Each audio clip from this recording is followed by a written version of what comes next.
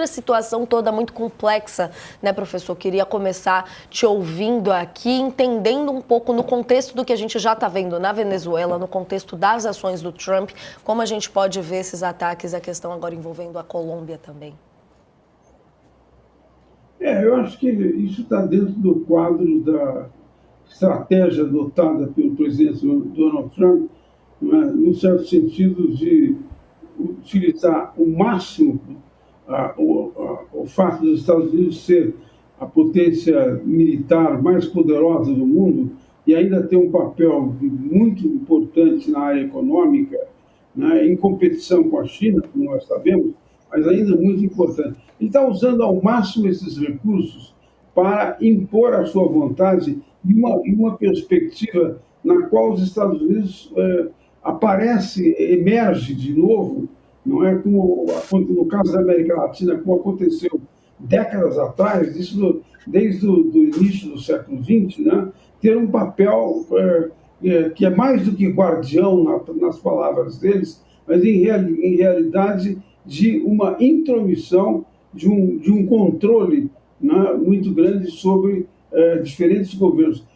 É claro que toda a perspectiva em relação ao tráfico, não é, as políticas adotadas nesse sentido são muito importantes. Mas os Estados Unidos não podem fazer isso sozinhos. Eles não podem decidir em que momento é adequado, não é, fazer isso em relação, por exemplo, à Venezuela, atacar barcos venezuelanos e agora, no caso, com a Colômbia. Quer dizer, esses países, não é, têm também as suas políticas de segurança em relação ao tráfico, em relação ao que representa a produção da droga, que, aliás, é consumida em grande parte por consumidores norte-americanos, não é? Mas isso não é uma decisão que possa ser tomada exclusivamente pelos Estados Unidos. E, na verdade, isso é o rompimento de vários acordos, não é? De várias decisões que já foram tomadas no âmbito da Organização dos Estados Americanos. O Trump não respeita nenhuma dessas regras, né? Ele coloca o governo norte-americano na posição de uma polícia do mundo que pode intervir a hora que quiser, nas condições que quiser, e isto sem negociação dos parceiros. O Brasil não foi ouvido sobre nenhuma dessas ações do governo norte-americano. Nenhum outro país da América Latina foi. Ou seja, são atitudes deliberadas que fazem sentido com a estratégia mais global do Trump, que é anti-multilateralismo, que é, na verdade, um retorno a um suposto unilateralismo, não é? em que se sobrepõe a posição norte-americana em contradição com todas as demais determinações dos países que não apenas que através das Nações Unidas, mas que formam blocos regionais. Eu acho que nós estamos presenciando uma transição, não é, muito importante e com muitos riscos, muito perigosa, em escala mundial, não é, de uma situação em que, depois da Guerra Fria, em que parecia que, na verdade, tinha se adquirido condições de paz, em que os Estados Unidos desempenhavam o seu papel, competia comercialmente com a China, mas respeitava as regras, nós estamos entrando numa transição em que tudo indica, não é, que a grande nação mais poderosa que está nesse conflito, que são os Estados Unidos, não vão respeitar direitos, não vão respeitar acordos, não vão respeitar a perspectiva de reunir e ouvir outros países para poder chegar a ações que, por exemplo, no caso do tráfico, que tem que ser coordenadas não apenas por um país, mas por um conjunto de países, se é que nós queremos realmente enfrentar o problema. Então, desse ponto de vista, é a estratégia que desde o começo Trump adotou. Muitas vezes ele ameaça e depois recua. Nós não sabemos se no caso da Venezuela ele está agora atacando diretamente o presidente Maduro, não é, que obviamente tem uma série de pontos que são não apenas criticáveis, mas são condenáveis. Não é? Tudo indica que a oposição venceu as eleições que ocorreram na Venezuela recentemente, e, na verdade, nós sabemos qual foi o comportamento e a ação de Maduro. Mas não cabe aos Estados Unidos, não cabe a uma nação intervir sobre a outra, não é? Romper com o princípio da autodeterminação dos povos.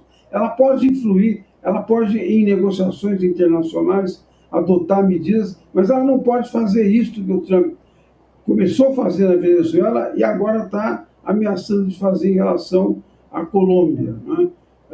Lembrem-se que, num determinado momento, quando houve o anúncio do tarifaço em relação ao Brasil, houve um momento que uma autoridade americana chegou a dizer, uma porta-voz chegou a dizer que o Trump poderia até adotar medidas militares no caso brasileiro. Quer dizer, nós estamos diante de uma situação de um ator internacional que entende ter todo o poder e que pode romper todas as regras. Isso só vai mudar se houver reação diplomática, política, não só dos países da América Latina, no caso do Brasil, no caso do BRICS, mas em escala mundial. Nós estamos vendo que a formação de blocos regionais, num certo sentido, está influenciando essa possibilidade. Em parte, a comemoração que o Trump fez da suposta declaração, acordo de paz, né, entre Israel e Gaza, recentemente, é notável que ele tenha tido a participação de vários chefes militares árabes, entre os quais alguns ditadores, como nós sabemos, né? Mas que, de alguma forma, significa a preocupação, a atenção, não é, do Trump e do governo norte-americano com o surgimento desses blocos regionais, que, num certo sentido, pode criar uma situação diferente em relação ao que deseja a nação supostamente mais poderosa, mais forte. De alguma maneira, eu acho que é possível considerar que essa reação que tem tido Trump e o governo norte-americano, uma parte do governo norte-americano, com o apoio de metade da população do país, né, é uma reação à perda de poder que vinha ocorrendo, não é, ao longo dos anos, ao longo das décadas, no caso dos Estados Unidos. Eu diria que é uma reação, não é, a essa perda, ao fato de que a percepção de que há um declínio, não é, encontrou uma suposta solução na reação proposta por Trump. Né? E essa atuação em tantas frentes, né, professor? Em muitas frentes, e é muito perigoso para o conjunto do mundo, né? Em vários sentidos, em relação em vários aspectos das relações internacionais. Certeza, e nele até que eu queria entrar aqui com a professora, porque eu acho muito interessante quando o senhor traz aqui essa questão, da imprevisibilidade do Trump e desse jeito dele de negociar em ameaças que muitas vezes não se concretizam, né, professora? Nesse cenário, inclusive da Venezuela, a gente viu já notícias de que o presidente Lula pretende dar ali um recado sobre o impacto que uma possível intervenção militar lá na Venezuela pode trazer para toda a região. O professor falando aqui para a gente um pouco sobre a atuação em blocos, como que você vê a questão da Colômbia entrando em cena agora e como que entra essa questão da resposta que o professor levantou aqui. O que na sua visão é possível ser feito, ser dito para equilibrar minimamente as forças nessa discussão do momento envolvendo agora a Colômbia também? Acho que o professor Moisés deu aí o quadro, né, do que está acontecendo, né, na posição americana frente à América Latina e na sua posição do mundo, né, nessa ação, né, de conseguir aí voltar a ter uma preponderância internacional e com o uso da força, e tem a característica do líder, né, que é o Trump, que é um líder imprevisível, impulsivo, né, que faz ações para depois fazer recuos, e usa estratégias de cunho militar para forçar o que ele entende inimigos ou atores em que ele entende que é preciso trazer para o lado americano ou mostrar quanto o custo de não estar ao lado dos Estados Unidos. E aí, no caso da América Latina, a gente pode até dizer que é uma volta de uma política do século XIX muito clara aí de uso da intervenção, de uso dos recursos militares para determinar e definir a América Latina como uma área de influência dos Estados Unidos. Então, não é algo novo na nossa história com os Estados Unidos, mas como bem colocou o professor Moisés, ela tinha deixado de ser a tônica da relação entre Estados Unidos e os países latino-americanos desde o final da Guerra Fria. No caso da Colômbia, acho que a gente tem que olhar também alguns elementos, né? O Petro vem sendo um dos atores na América Latina, um dos governos de confrontação com o Trump, desde o ano passado. Ele vem fazendo posições quando começou as ações do processo de discussão sobre a questão da migração, quando ele foi um dos principais países a se posicionar contrário ao retorno dos imigrantes deportados dos Estados Unidos, depois nas ações, e foi uma voz constante contra as ações e a mudança da política americana de combate às drogas na América Latina. Então ele vem sendo apontado pelos Estados Unidos como um ator que destoa da posição e tem sido um vocal nas críticas ao Trump. Isso aumenta a posição do Trump, a reação do Trump com relação à própria Colômbia. E para o Trump, olhando da perspectiva do governo do Trump, que hoje vive um shutdown do governo, uma paralisia das ações, que tem feito ações internas de uso militar no combate à segurança pública. A questão do combate ao narcotráfico é uma bandeira importante interna para o Trump nesse momento.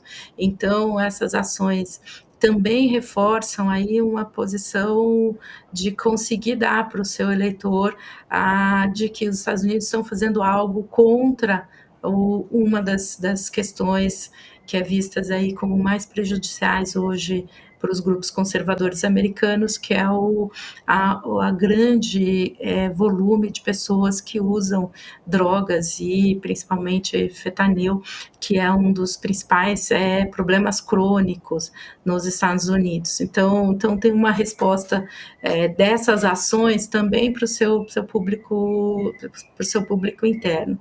E acho que o terceiro elemento, no caso da Colômbia, é que se intensificou as ações americanas, principalmente esse ano, aí a partir do meio do primeiro semestre, quando a Colômbia e o Petro decidiu entrar no cinturão, na iniciativa do cinturão da seda chinês, e definindo a China como seu principal interlocutor e principal parceiro comercial. Então, isso também acendeu aí uma luz amarela na relação com os Estados Unidos, e também se intensificou as ações e as críticas americanas ao governo Trump, ao governo Petro. Então você tem um conjunto de fatores que acho que a gente precisa entender para entender também essa escalada nesse momento dessa situação e as implicações.